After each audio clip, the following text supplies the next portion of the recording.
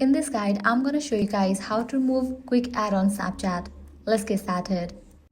Launch your Snapchat. Now click on this Add Friends icon given at the top right.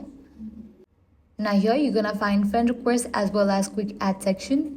Unfortunately, right now you cannot remove quick ad section, but you can remove people under it by clicking on this cross icon.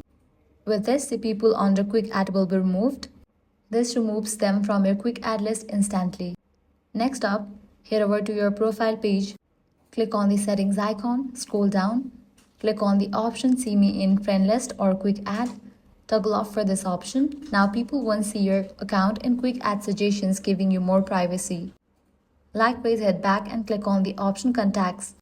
You can disable for this option or just set it to friends. This ensures your contacts won't appear in quick ad and they won't be able to find you through it either. And that's it. Now your Snapchat quick ad is cleaned up and your account is more private. If this guide helped you out, do not forget to like, share and subscribe.